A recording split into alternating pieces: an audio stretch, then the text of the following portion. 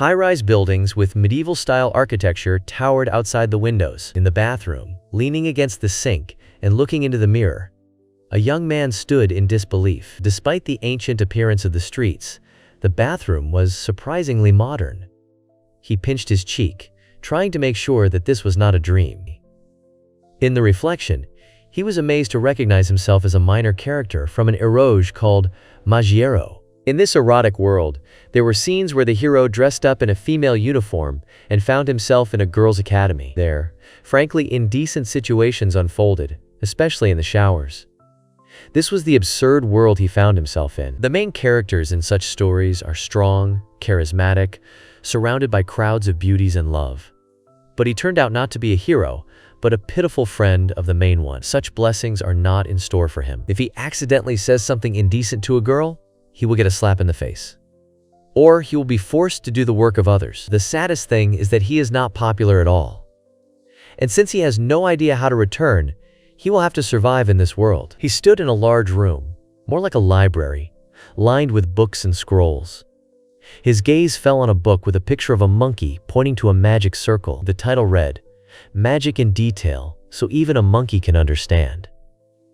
He tried to cast a spell and was surprised to see a magic ball appear in his palm. He checked for wires and was surprised to find that the ball did not emit heat. The character he transformed into had a unique feature: the most powerful magical energy among all the inhabitants of this world. In addition, he had a rare skill, controlling the scarf with willpower.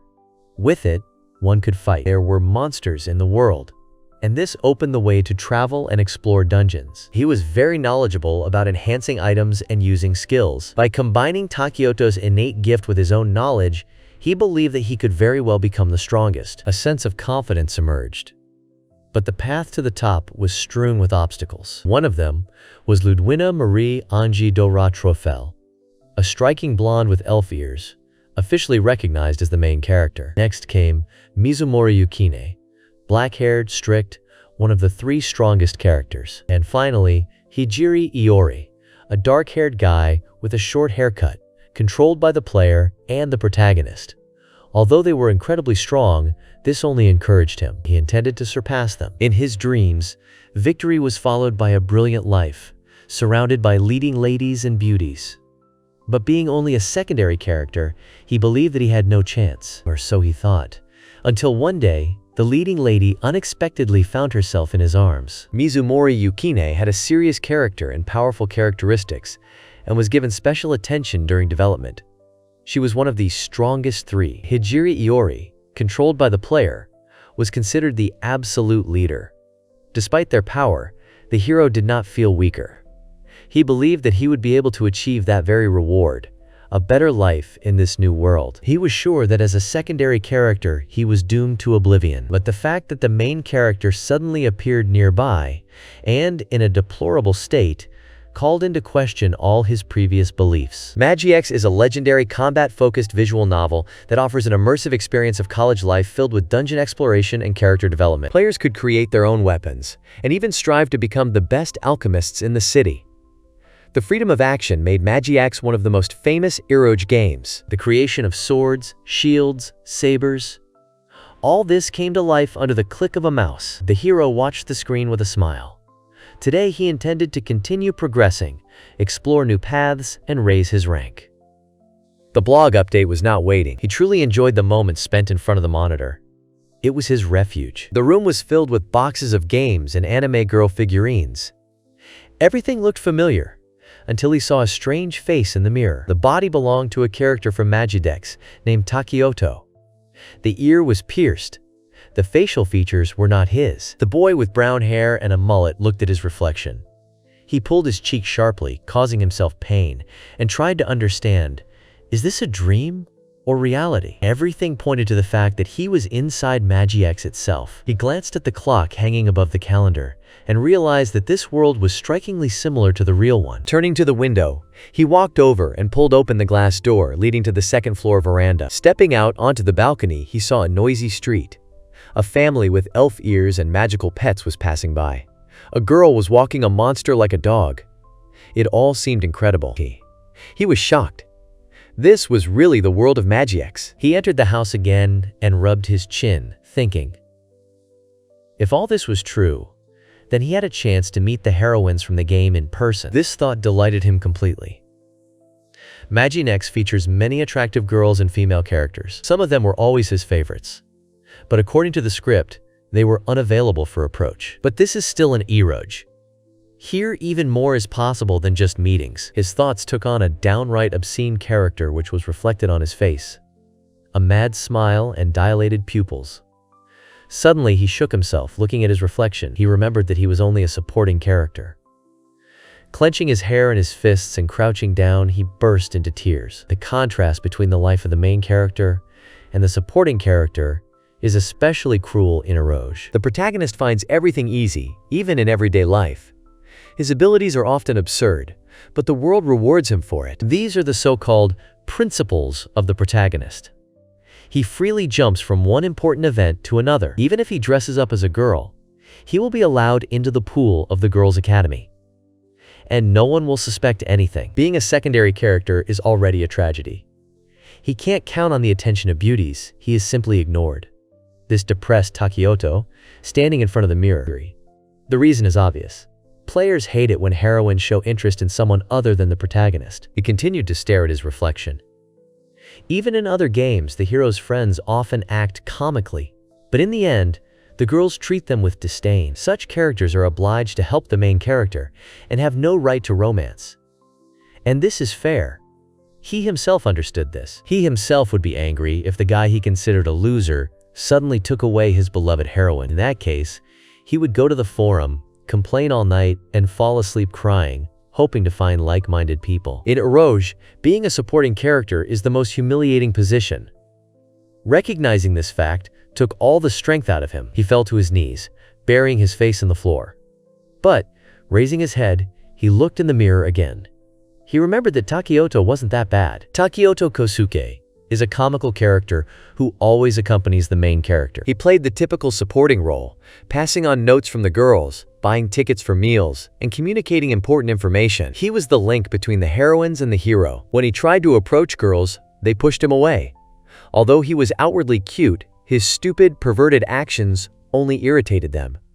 And he was unlucky in battles. This is understandable. Players want to see strong heroes and charismatic girls. Take Mizumori Yukine, for example. The popularity of heroines directly affects sales. Therefore, female characters are much stronger, and men, like Takioto, are practically useless. In the end, Takioto is not accepted into the teams. Everyone wants the group to be all girls. Even the protagonist thinks the same way. He gets a headache from thinking about it, but perhaps he shouldn't think about it anymore. It's better to focus on his new life. He glanced at the coffee table. There were the results of the entrance exam and a school brochure titled, "Welcome to Tsukuyomi Magic Academy." In Magic Academy, joining the academy is the prologue, the beginning of the game. The boy screamed with joy. This was the content he couldn't get in bonuses, DLC, or anime. He would be a part of it himself. Excitement overwhelmed him. Sitting down on the couch, he decided that being reincarnated wasn't so bad. There were 2 weeks left before the ceremony.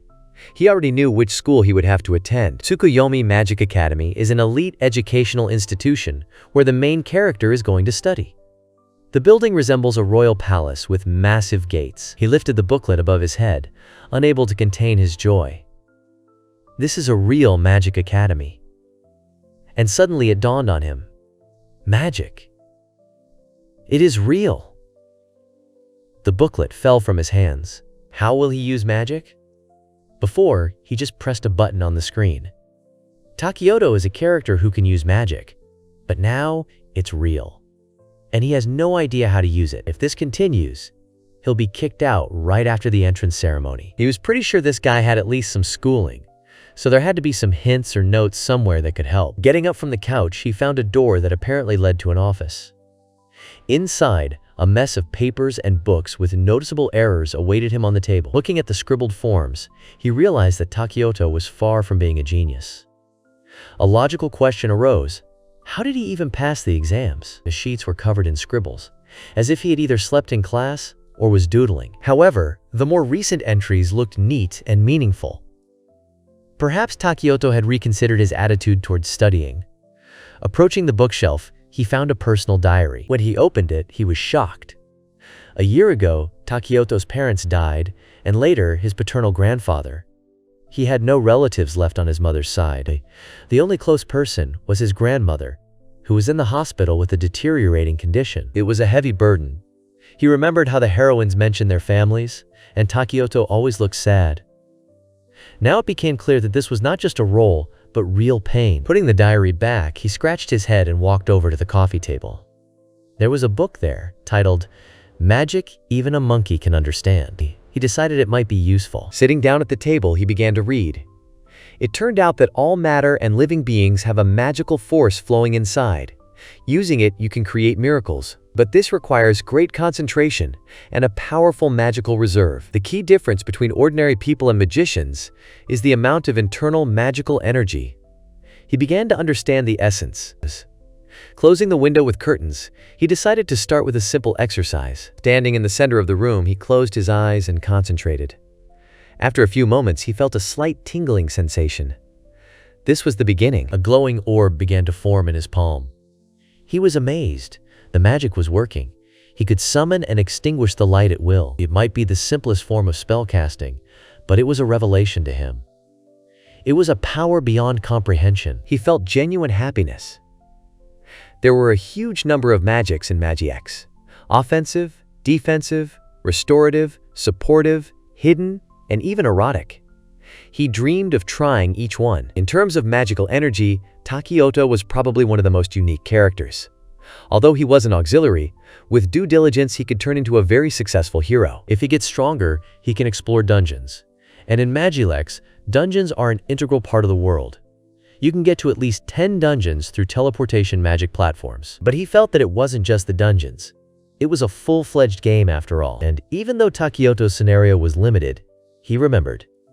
He had all the knowledge about this game. However, to become the strongest, he first needs opportunity. Access to rare items and skills, usually obtained through cheats. And after spending weeks in the game, he knows exactly how to get them. By combining the in-game knowledge with Takioto's magical potential, he can use all of these resources. He is truly capable of achieving great success. But there were serious obstacles on the way to the top. Heroines who possessed not only beauty, but also built-in cheats from the developers. And the main character himself, Hijiri Mori, was so strong that he could defeat the Demon Lord alone. Laughing, he loudly announced his decision to become the strongest. Then he would be able to explore dungeons, flying castles, the World Tree, and any other locations, completely free. He was looking forward to the entrance ceremony, which was to take place in 2 weeks. But suddenly he remembered the expenses of his studies. After reading the diary, it became clear that he was in a bad financial situation. The doorbell rang. He didn't understand who could have come. He ran up and opened the door, expecting to see his mother. But a beautiful woman stood before him. The headmaster of Tsukuyomi Academy, Hanamura Marino. Her face turned red. Before him was one of the most memorable heroines of Magi-X. And not just a character, but the director of the entire academy. But what was she doing here?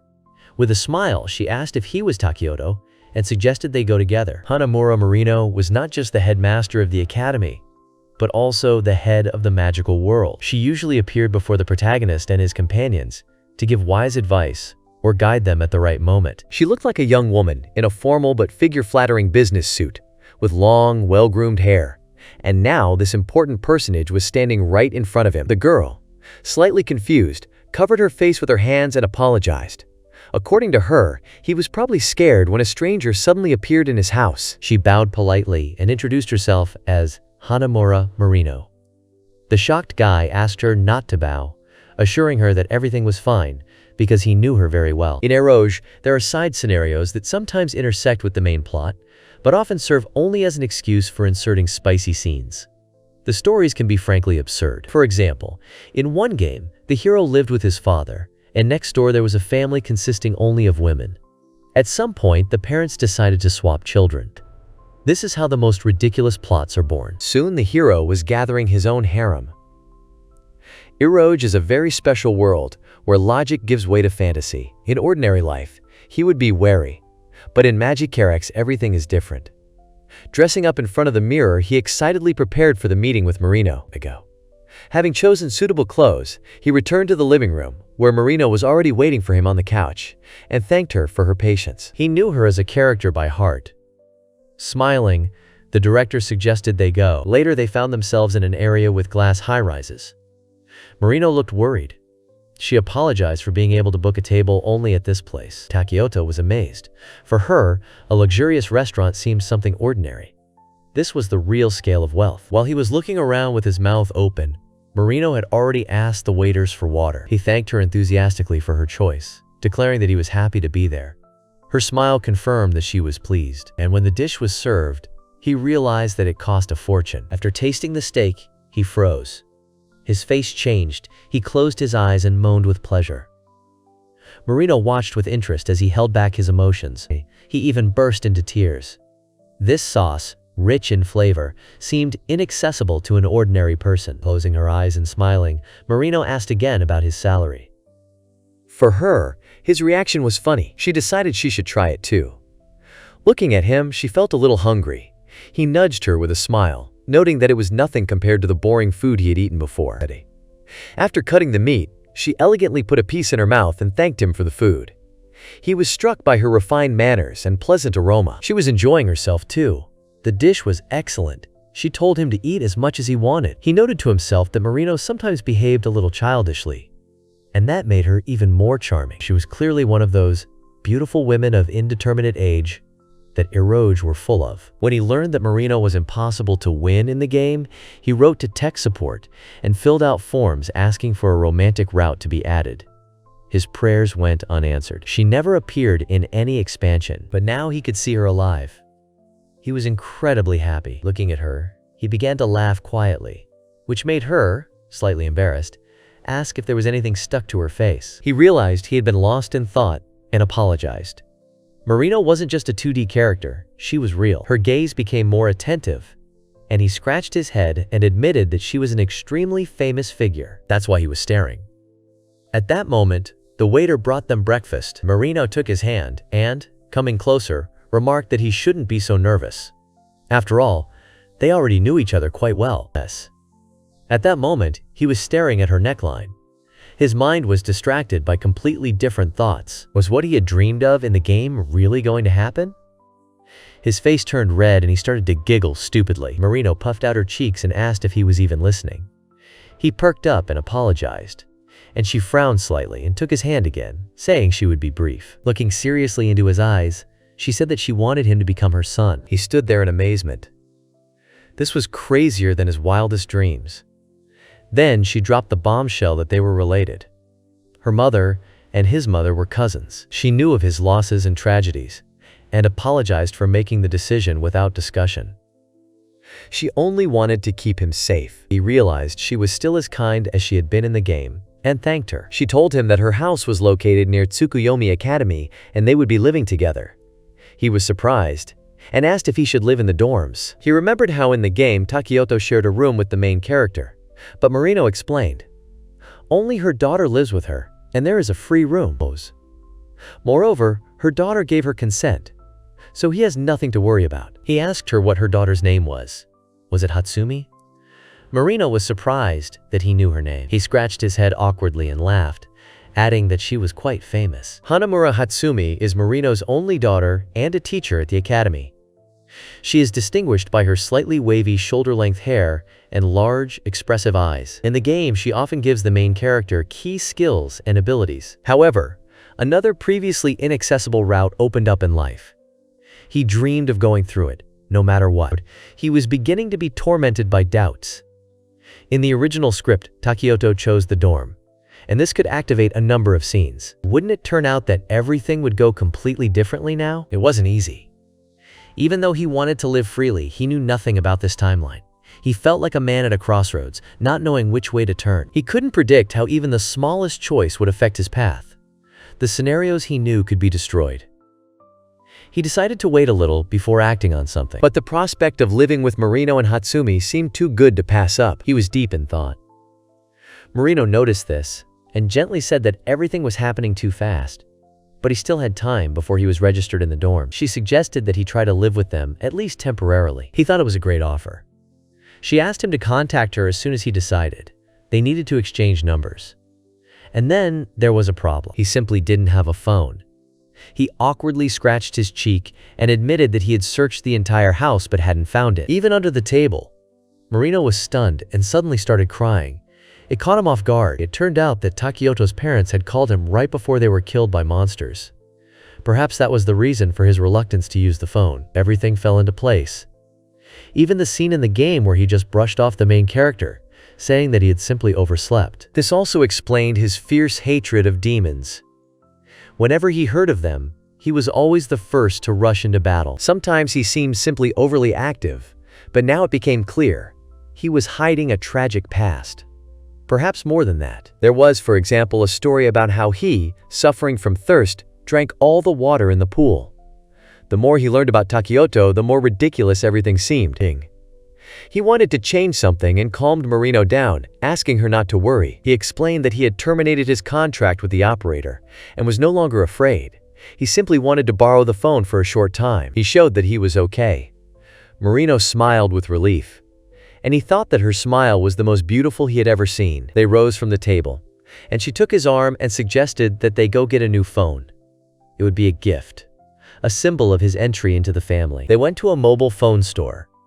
Marino chose one of the most expensive phones and asked him to wrap it. Later, standing on the sidewalk next to his car, he thanked her for a wonderful day. Getting into the car, she admitted that she would have been happy to stay, but she had a business trip ahead of her. She handed him an envelope through the window. There was a whole wad of cash inside. Seeing his expression, she hesitated. Maybe she should give him a bank card? He exclaimed that it was more than enough. It would last him a year. She asked him to call any time and left. He realized Marino was not familiar with prices. Looking at the stack of money again, he realized Takioto had become part of the Hanamura family, and it was one of the most influential families in the magical, political, and industrial worlds. He couldn't help but think about the consequences. But using this money only for living would be stupid. He decided to invest it in development. The only thing left to decide was buy weapons, armor, artifacts, or rare magic items. Everything he used to find on the internet, on wikis, or studied on his own is now inaccessible. Here he can only rely on his own knowledge. This adds a special tension to the situation. He has 2 weeks before classes at the academy begin. Once he enrolls, a series of events will begin, and he intends to use them to become stronger. But to do this, he needs to test his current abilities. There are many countries in this world, and Wakaku is one of them. It is based on Japan, the same language, currency, seasons, and even 24-hour stores. But unlike Earth, there are many different races, and magic is used everywhere. For example, the cat-eared clerk at the convenience store makes coffee with a spell. Magic is used in everything here, even washing dishes. But most of all, he wanted to find the local ramen. Luckily, there was ramen in stock. He bought a whole pack and planned to focus entirely on training his magic. He had already mastered basic light magic. It was time to try something new. For example, projectile attack magic. Every player has dreamed of using combat magic at least once.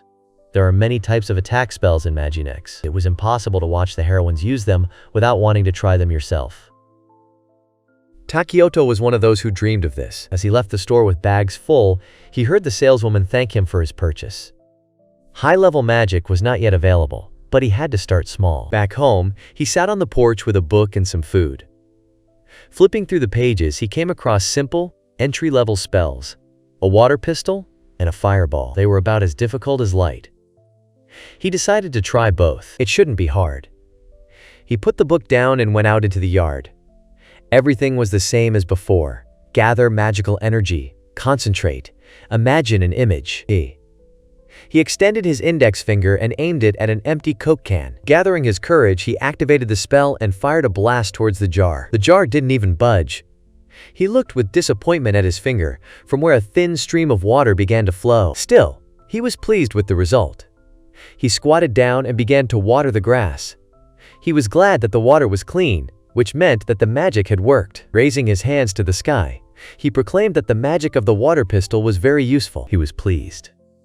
But he felt it wasn't enough. The water gun was supposed to be an offensive spell.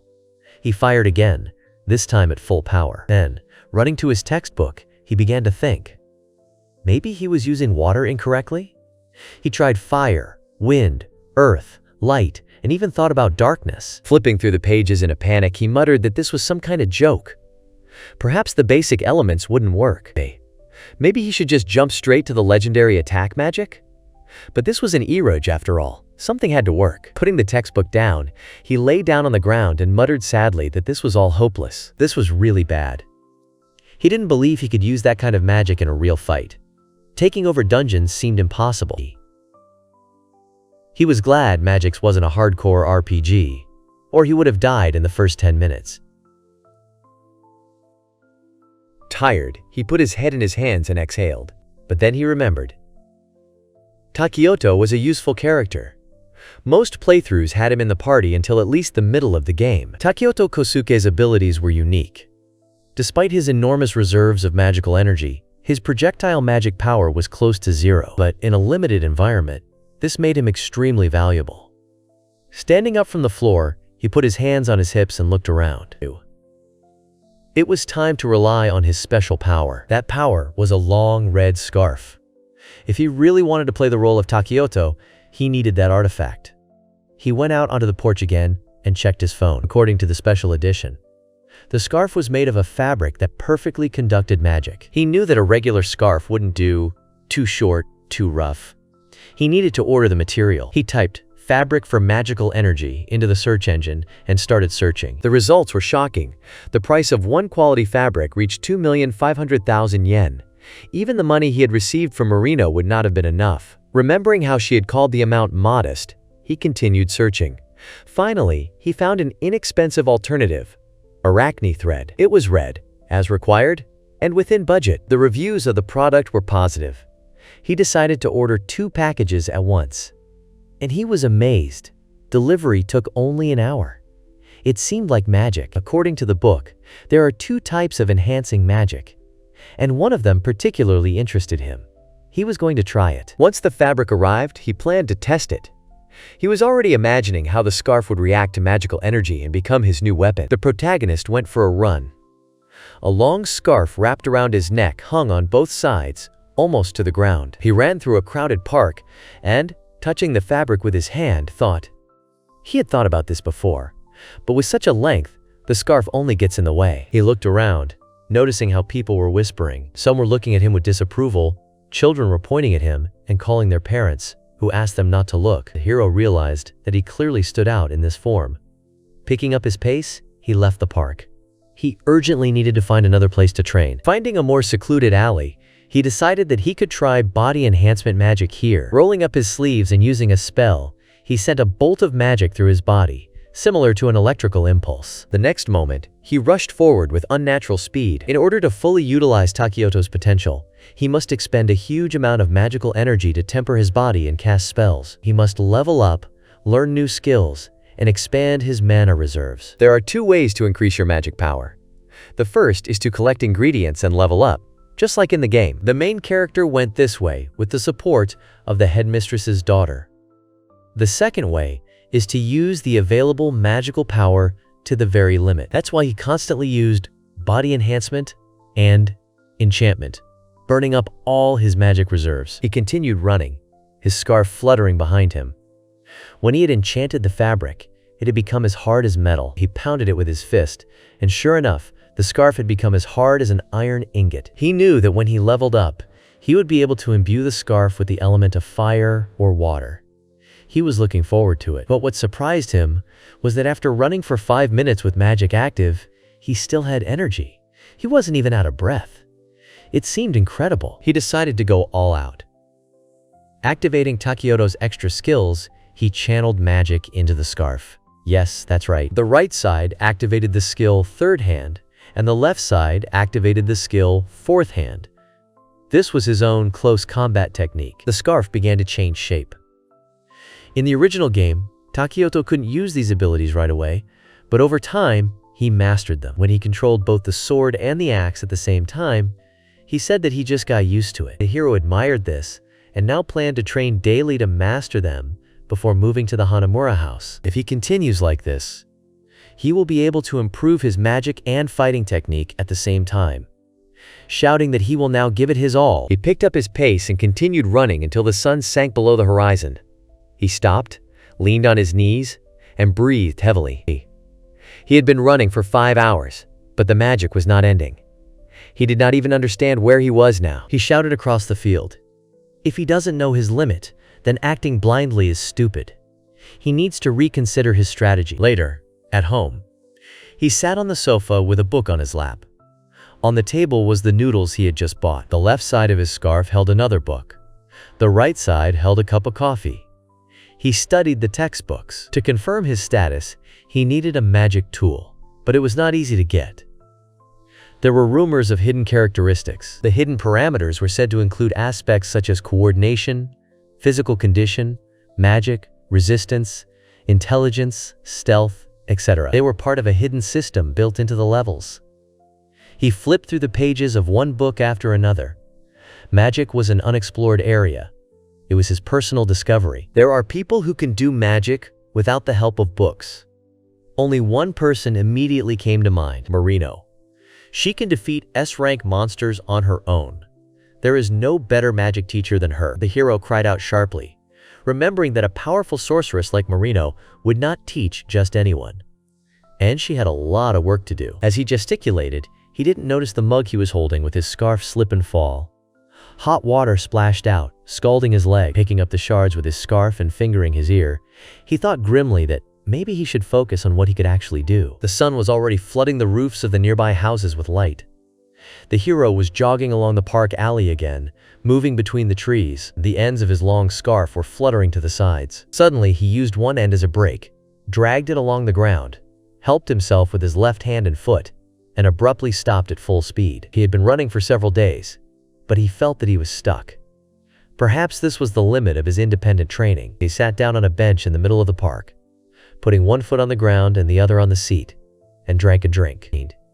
Even with knowledge of the game, without the necessary strength, he could not become the strongest. This made him sigh heavily, clutching the drink packaging in his hand and wearily closing his eyes. At that moment, a light slap was heard. His scarf fell to the ground. He jumped up, frightened. After all, the sweater was expensive, and the scarf was now dirty. Someone approached him, saying that they had finally found him. He turned around. It was Marino-san. His face expressed extreme surprise. She explained that she had felt a powerful surge of magical energy, and so she decided to look in. She asked if he practiced magic. If so, that would be great. He didn't expect to see her here. Wasn't she on a business trip? She replied that she wanted to meet him as soon as possible, so she quickly finished her business. From today on, she offers to become his real family. He stirred. Here was his chance. He knelt before her, placed his hands on the ground, and bowed his head, asking for support. She was amazed. When he explained that he simply needed help learning magic, she happily agreed. He was delighted and thanked her, saying that it was a great honor for him. Despite the difference in their heights, she reached out and gave him a light flick on the forehead, reminding him that they were family now and there was no need to be so formal. He made a pained face and promised to be simpler. She asked him how he trained. He said he built up his stamina, practiced working with the scarf, and kept the enchantment active on him at all times. Marino was surprised. She asked if his magic was running out. He said no. He could hold the spell for 10 hours straight and was aiming for 24.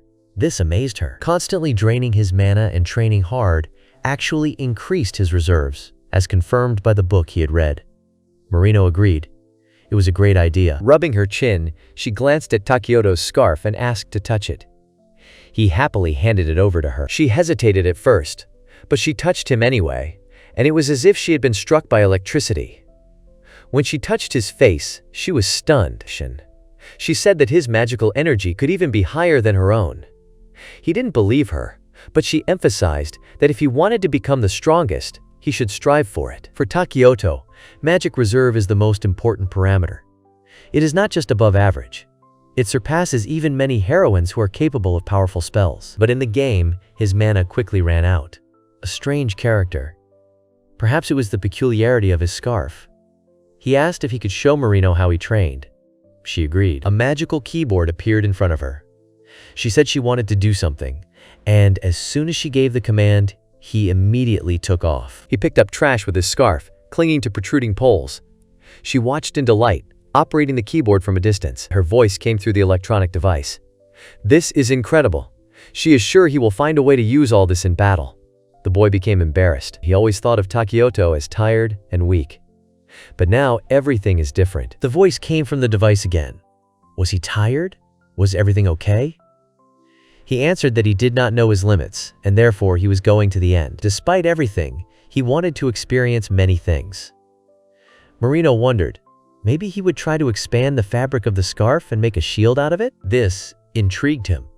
He imagined the shape, and the fabric became a fan-shaped shield. She confirmed. Shields come in many shapes. Had he ever imagined other variations? The question caught him off guard. She took a fighting stance and fired magic at him. He flew back with a cry. She explained that the shield would break if it was hit in one place. And even if it held, it wouldn't be able to stop the full force of the blow. He had to imagine a shape that would absorb the impact. The guy, lying on the ground, leaned on his hand, thinking about what had been said. He understood, concentrated, closed his eyes, and imagined the perfect shield. A powerful, improved shield appeared in front of him. It was shaped like an arc, like in the games. Marino came up to it, touched it, and praised it. "This will be useful." The guy, beaming with joy, raised his hands up. This is power.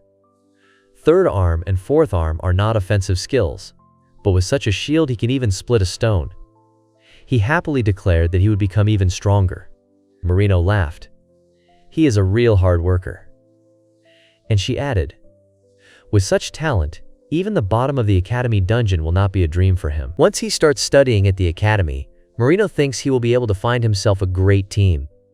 Hearing such praise unexpectedly, he was confused, shook his head and hands. He urgently needs to figure out how to use this worthily. He closed his eyes, stood and smiled, combed his hair with his hand. Somewhere else, a huge two-story mansion, obviously belonging to the nobility. In front of the entrance stood a smart carriage. Around a well-kept garden and slender trees. Inside, a spacious hall, the floor polished to a mirror shine and carved walls. In front of the massive doors stood two maids, and opposite, a young man in a tailcoat. Bowing, he addressed his mistress Liuta, informing that the preparations were complete, and she could call him when she was ready. The princess nodded. Her blonde hair was dripping. She pressed the mute button on the wall. A huge bath with columns, curtains, and carved patterns surrounded her. Two maids stood on either side, one holding a jug, the other a towel. The girl stepped out of the water, moisture running down her body. The maids immediately began to dry her, and then sat her down in front of the mirror. They did her hair, made her up, and dressed her in a formal dress. This was the second princess of the Trofol Empire, Ludovine Marie Angie Dora Trofol. Walking down the corridor, she passed the servants, bowing their heads, looking out the window at a flying bird. She thought that everything had dragged on for a long time. But now, it would all begin. A voice called her name from the side. She turned around and called the girl who had come up to her, Kuralis. She ran up and hugged her hand. She felt calmer next to her. The princess asked him to take care of her. And the knight said with a smile that everything would be fine. No matter what happens, she will protect the princess. Ludi, or Ludovina Marie Angie Dora Trohefel, is the second daughter of Emperor Trohefel and one of the main characters. From the beginning of the game, she was popular, beautiful, and strong. She is always cold and harsh towards men, especially Takioto, whom she considers a loser. But once the player gains her affection, she opens up and becomes affectionate, which made her a fan favorite. It felt like a triumph, and further increased her popularity. The boy returned home. He had finished packing all his things. The boxes were scattered around the room. Marino was standing outside the door. He came out carrying one box and greeted her. She responded by asking if he had slept well. There was a week left until the entrance ceremony, and she promised to help him with the preparations. They were driving down the road in her car. Suddenly, she turned around and suggested making a stop. She was sure he would like that. They arrived at a high-rise building area. Takioto exclaimed in delight as he looked at the shop window. It was selling magic tools, weapons, mithril, orichalcum, and other rare materials. It was the first time he had seen all of this in person. The airport and the Magic Academy made this city the best place to shop. He marveled at how cool that was. Marino asked if there was a weapon he wanted to try. He asked her to think about it for a moment. According to the wiki, Takioto's popular build is to wield 2 shields in his hands and 2 on his third and fourth hands, creating an impassable wall. But playing as a defender is boring. He wants to fight. Unfortunately, Takioto doesn't have any overpowered weapons. He's hard to use. After the middle of the game, the heroines get a super weapon and outgrow Takioto. He becomes weak and is replaced. After that, he works in a workshop. As a man, he is almost insignificant in the eroge. He asked his aunt if he could see a melee weapon. He hadn't decided yet. She approved. Training strength, damage, and defense would be useful until he mastered his skills. Marino remembered something, reached into her bag and threw a scarf over his shoulders. She divided the fabric into a scarf and a shawl, using a minimum of material. Takioto praised the quality, thanked his aunt. Then they went to his new home. Suddenly, her phone vibrated. She glanced at the screen and sighed. She apologized, saying that an urgent matter required her presence. She would return as soon as possible. She handed him a hotel card and explained that this was the Hanamura hotel, and he could use the card to enter. The boy looked at her in surprise. His mother had also had the last name Hanamura, although he remembered almost nothing about it. As she was leaving, Marino reminded him to contact her if anything happened. The hero reached the place and froze. In front of him was the luxurious building of the Hanamura Corporation. The interiors were no less impressive. The staff greeted him warmly. The floors sparkled. The hero decided to practice his magic a little in the living room. Suddenly, a loud bang echoed throughout the building. He turned around. The employees were running in panic. A young employee screamed. The explosion had occurred on another floor. Everyone was asked to evacuate before the fire spread. Takioto was shocked by what was happening. He stood there motionless until he felt someone running past him brush his shoulder. The guy dropped his phone. One of the runners stepped right on it. The screen cracked. The case broke.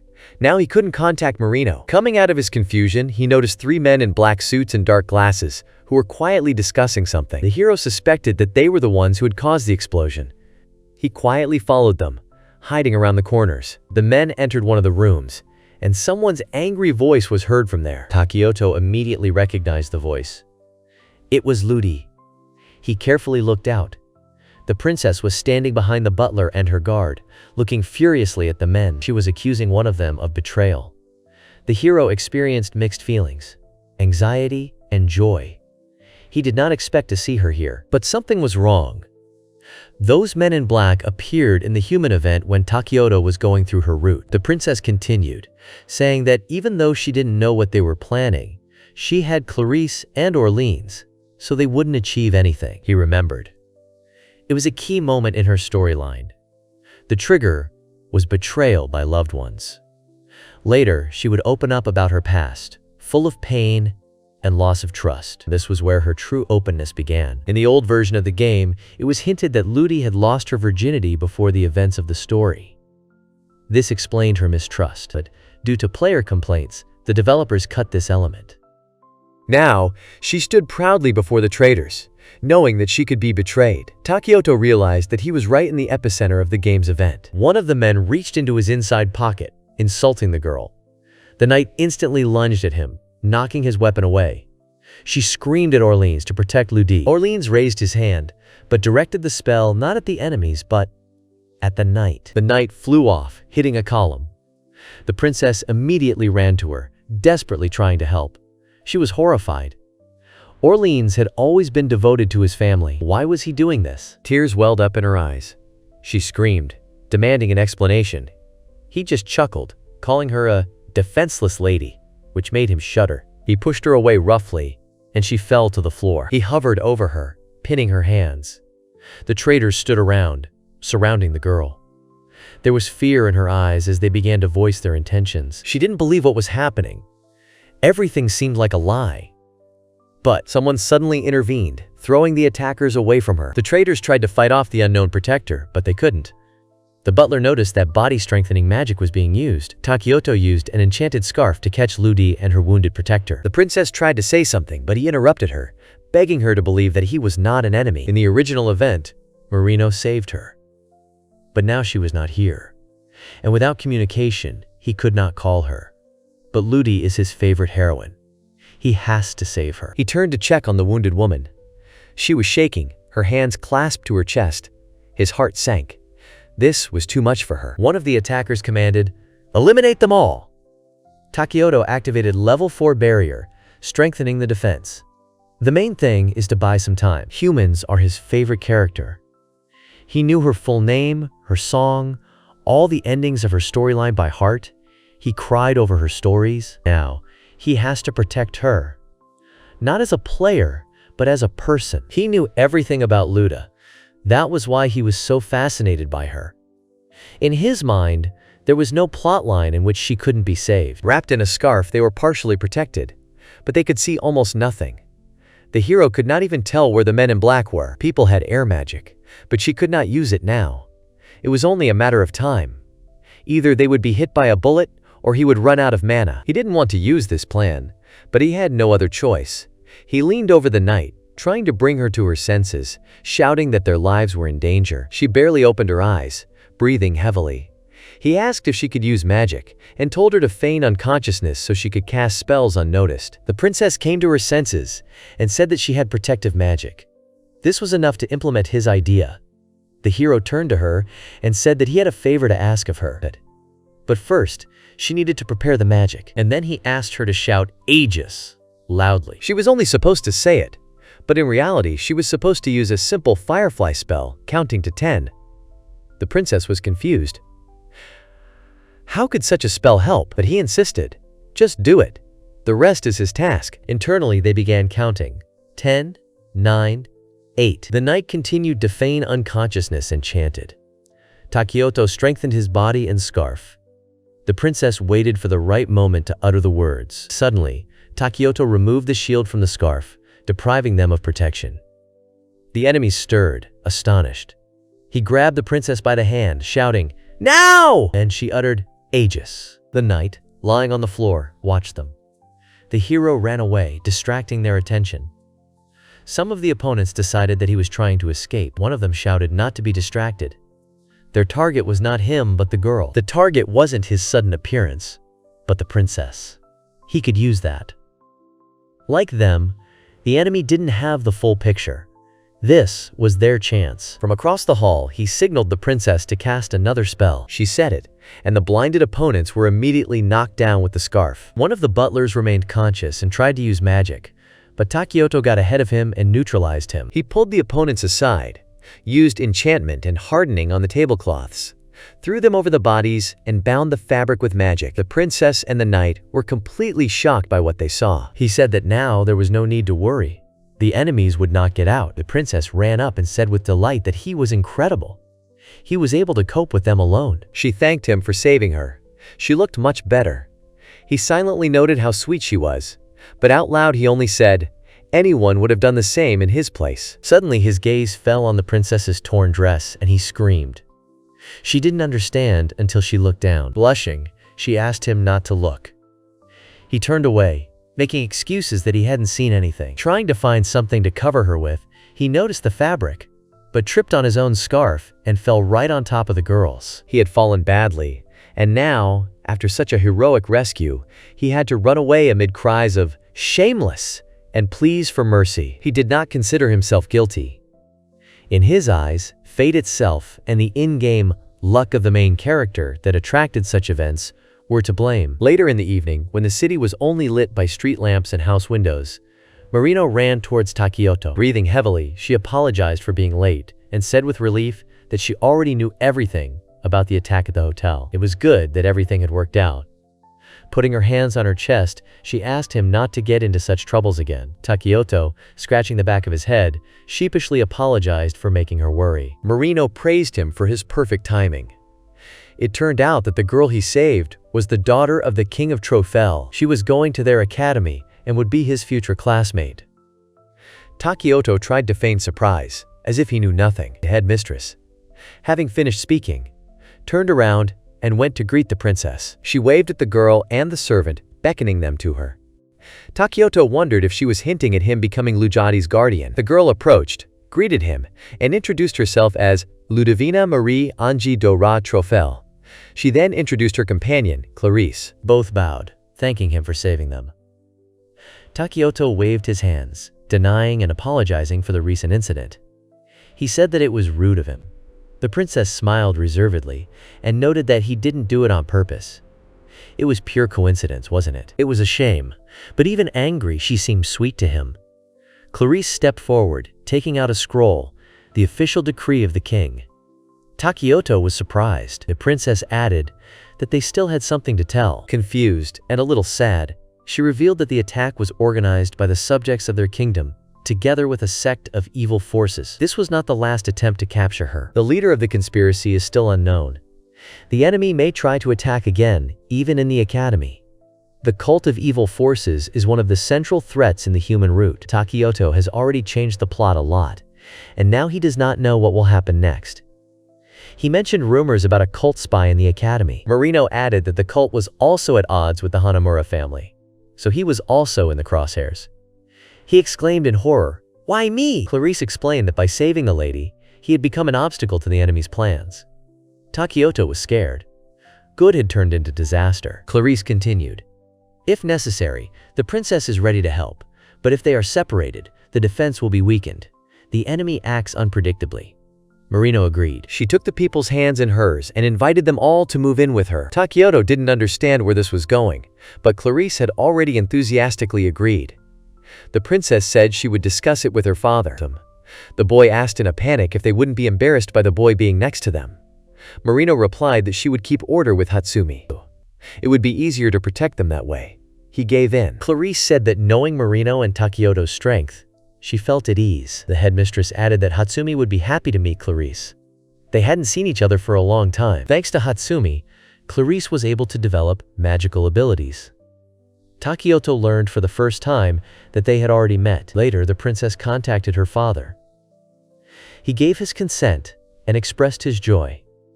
She suggested moving in a few days before the ceremony. Marino asked if she was looking forward to starting her studies. The princess happily confirmed. In the game, People appears late.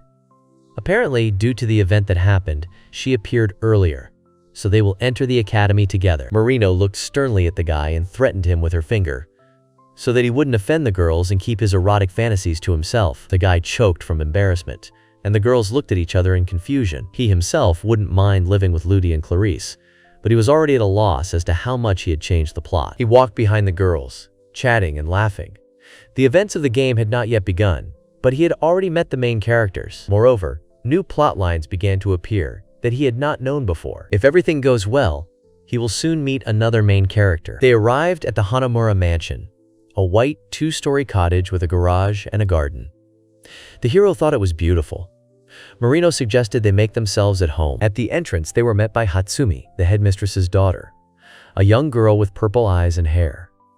For Takioto, a new life was beginning here. The problem of the main characters in eroge is how to get along with beauties. For players, it's money and choice. The price of one game ranges from 10,000 to 20,000 yen. Eroge is an expensive hobby. With money comes concern for people. Store privileges also play a role. Even if you haven't played yet, you need to choose a heroine. The character you like in the demo may disappoint you in the full version, but you need to choose. Otherwise, you're not a player. This may not be what you expected. Some characters in the game are so traumatic that the player cannot switch to other routes. Such titles are often called games of the gods. In any case, eroge is full of heroes with difficult fates and different scenarios. Takioto Kosuke is one of them, a complex development, special abilities, and now, a new family. Now he is sitting at the dining table with his new sister, while his aunt sets the table. He hopes that he will quickly get used to the new environment, but he feels extremely awkward. In response to his timid attempts to speak, there is only silence from the headmistress's daughter. He tried to strike up a conversation, but she showed no interest. The atmosphere was so oppressive that he felt as if a black smoke of awkwardness was gathering around him. Hatsumi-san is beautiful, but it is impossible to understand what she is thinking. She is a teacher at Tsukuyomi Magic Academy, Hatsuki Hanamura. Unable to contain himself, he jumped up and introduced himself loudly, which surprised the girl. She asked her, in a reserved tone, what had happened. He suddenly realized that he hadn't even introduced himself, and so he blurted out his name and the joy of meeting her. He opened one eye, hoping to see some kind of reaction, but nothing. complete indifference in the original game. He lived in the dorm precisely because of Hatsumi. They were like oil and water. They don't mix. He was too active. She was too reserved. If he didn't know that this world was magical, he might have given up already. But he hoped that he would still find a common language with her. Help say. Luckily, Marino finally served a hot meal. Kosuke was happy. The headmistress herself cooked dinner. Marino suggested celebrating the beginning of their life together. She added that she had prepared many different dishes and that he should not be shy. He thanked her and enjoyed the first bite. It was incredibly delicious. He enthusiastically praised Marino, saying that it was the best thing he had ever tasted. She agreed with a satisfied smile, as if she really did it well. He especially liked the fried meat. But she corrected him. It wasn't chicken, but a bloody rabbit, a monster. He froze. It turned out that this was the first time in his life that he was eating monster meat. But he was in the game world. Oh no. Marino explained that she had chosen the menu to suit both his and her daughter's tastes. Although she was very picky about food, she liked everything now. He was afraid that Hatsumi was uncomfortable because of him. But Marino interrupted him. She had already explained everything to her daughter. Takioto thanked him. The headmistress began to praise him, telling him about his efforts, about his successes in magic. She hoped that she and Hatsumi would become friends. For the first time, she spoke up, asking why he was so eager to study magic. He was a little embarrassed, scratched his head, but then enthusiastically declared he wanted to prepare for admission and would do everything in his power. His eyes were shining with inspiration. He was already hoping that he had interested her, but she fell silent again. But Marino picked up the topic. She told him that the house had a spell library, laboratories, enchantment rooms, and nearby there was beautiful nature and a waterfall. It was an ideal place for training. Takioto perked up at the mention of the waterfall. At that moment, Marino's phone rang. She apologized and left. Takioto jumped up sadly. He knew what would happen next. The headmistress said that she had to leave and instructed her daughter to show the boy around the house as his new sister. She changed into a business suit. Hatsumi was a little embarrassed when she heard the word sister. The two were already standing next to each other when Marino said goodbye, promising to come back earlier. Takioto was screaming internally. He didn't want her to leave. Yes, he started communicating with Hatsumi, but it was painfully awkward. Hatsumi called his name and, going up the stairs, told him to follow his sister. He even cried out in surprise. At some door, she turned around again and noticed that the distance between them had become too close. But she spoke. Already progress. Opening the door, she showed him his bedroom. The room was luxurious. He liked it very much. Then she pointed out Marino's room and her own. He reacted too emotionally to the mention of Marino's bedroom. He declared how glad he was that they were living together, in front of Hatsumi. She looked at him blankly, then asked if he liked older women. He was taken aback. She continued. After all, her mother was young, beautiful, and could easily pass for a student, despite her age. With an indifferent face, she asked, would he like to become her new father? The guy began to deny it in a panic, exclaiming, what kind of eroge is this? And Marino is in the epicenter. After all, her husband was killed. The official blog of the developers said that they thought about the setting for a long time, but went for such a plot out of necessity. After the death of her husband, Marino began researching unusual magic. In the future, it is transferred to Iori, the main character. But this is still a long way off. Although Takioto is a friend, he doesn't want to lose to Iori. After the events at the hotel, he realized what he needs to work on. The first is defense. As long as he creates a shield, he can't see what's happening. Skills like Mind's Eye or Clairvoyance will be useful. Next up were long-range attacks. He knew he was weak at this, but now he could see for himself. Marino had said that the Hanamura house was the perfect place to learn magic. It would be stupid not to take advantage of it. He turned sharply to Hatsumi and asked if he could borrow books on spatial magic. He really wanted to learn it. He looked excited, clenching his fists and glowing with enthusiasm. But Hatsumi, with a completely indifferent face, refused him. He was surprised and embarrassed at the same time. Stuttering, he clarified the reason. She coldly explained that he should have been more respectful towards her, especially in light of how he had behaved with her mother. He tried to justify himself by saying that he had a rule not to use formal addresses. He assured her that he would treat her with the same respect. She listened to him monotonously, closing one eye. Finally, she said that she didn't need formalities either. This surprised him. Coming closer, she touched his cheek with her finger. He tried to explain that he just wanted to be friendly, but she was offended by the address, sister. He didn't know that was not in the game. This was a character type who broke her own canon. Sighing sheepishly, he bowed and promised to call her Sister Hatsumi. She thought about it. She nodded, agreeing to the new address. He, still stuttering, asked again. She was already going down the stairs, telling him to follow her to the garage. Using magic, she began to open the lock. The garage turned out to be not just a place for cars, but a full-fledged room of the mansion. It was two-story, with paintings, books, and the atmosphere of a library. This was definitely not a house of ordinary people. He did not expect such luxury. Everything corresponded to the level of the Hanamura family. Hatsumi allowed him to take any book he liked. He even forgot for a moment why he came. She warned him that there was nothing secret among the books, and that he could choose freely. He nodded. His gaze fell on one of the high shelves, where the book on Kanmaho magic was kept. He did not know what it was, but decided to try. Using the third and fourth arms of the scarf, he removed it and several other volumes. Holding them in the air, he crouched on the floor, opening the first book. Everything was going according to plan. Suddenly, a glass of coffee appeared nearby.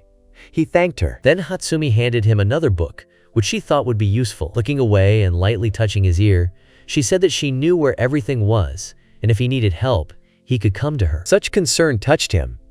He asked if she was a graduate of the Tsukuyomi Magic Academy. It was interesting to know how her student years went. Hatsumi answered that she had few friends, but those who remained still kept in touch. She sat down in a chair nearby, holding a book in her hands. He sadly said that he understood her. She, on the contrary, assured him that the academy was the best place to study magic. The higher the student's rating, the more skills and access he received, especially for talented and high-ranking students. There he would be able to study the highest level of magic. He thought about it and admitted that it would be hard for him. She was surprised. Could he really not cope even with her support? He hastened to assure her that he would be glad of her help. But he admitted that he was not as strong as he might seem. Even if she gave him a base, it would be difficult to move forward. He wasn't joking. Scratching his head, he added that even if he mastered high-level magic, it would hardly bring any tangible benefits in the future.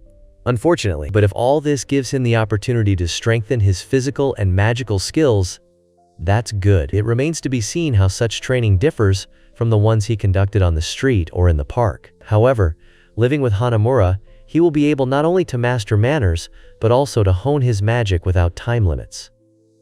The only thing that will change is the training location. He suddenly had an idea. Takioto asked if he could go to the waterfall. His sister replied that it was a long way, but he could take a walk. He was delighted and promised to return by evening. After a while, he was already there. There was no one around, silence, and only the sound of water. He ran and rushed forward. This place would help him concentrate. Yes, let his game begin. Waiting is part of the journey. He ran between the trees, along the path, wanting to clear his mind and soul. No need to give in to feelings. You need to become a perfect player. Suddenly he stopped. Right at the waterfall stood a girl with long dark hair and a staff in her hand. She stood with her back to him.